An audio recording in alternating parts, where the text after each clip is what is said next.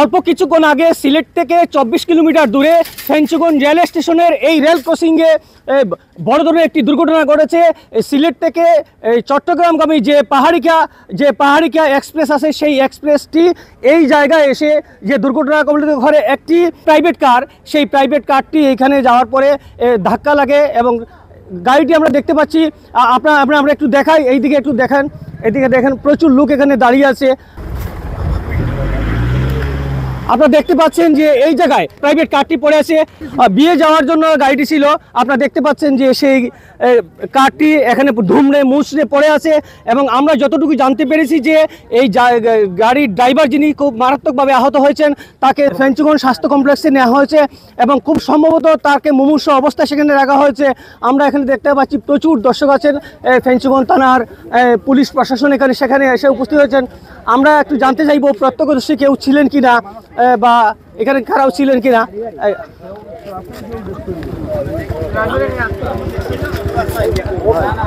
আমরা একটু দেখাচ্ছি যে আমরা এখন দেখতে পাচ্ছি একজন লোক আছে এখানে, একজন প্রত্যক্ষদর্শী আছেন। আপনি কি ছিলেন, কে ছিলেন এখানে?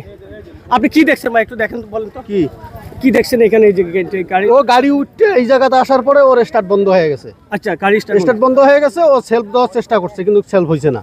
আচ্ছা, তারপরে আইসা দ্রুত গতিতে আইসা সামনের চাক্কাত বাড়ি লাগাইয়া এই দিক দিয়ে সোজা চলে গেছে। ও গাড়ি এদিক থেকে আসছিল, হ্যাঁ এই ক্ষেত্রে ফেলে দিয়েছে। হ্যাঁ, আচ্ছা, আপনারা দেখতে পাচ্ছিলেন যে এই জায়গা থেকে আমি দেখাচ্ছি আপনাকে দেখাচ্ছি এই জায়গা থেকে ট্রেনটা এই দিক থেকে আসছিল, ট্রেনটা এই দিক থেকে আসছিল, সিলেট থেকে আসছিল।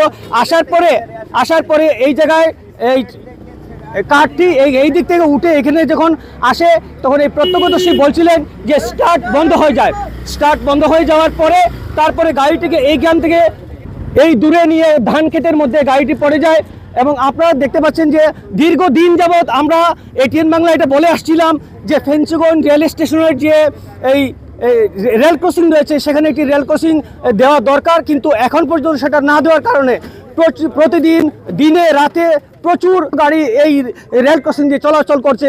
তো আমরা আপাতত এই ছিল ফেঞ্চুগঞ্জের রেল স্টেশন থেকে রেল ক্রসিংয়ের সর্বশেষ অবস্থা। পরবর্তীতে আমরা আরও আপডেট আপনাদেরকে জানাবো। শাহ মুজিবুর রহমান, যখন, এটিএন বাংলা, ফেঞ্চুগঞ্জ, সিলেট।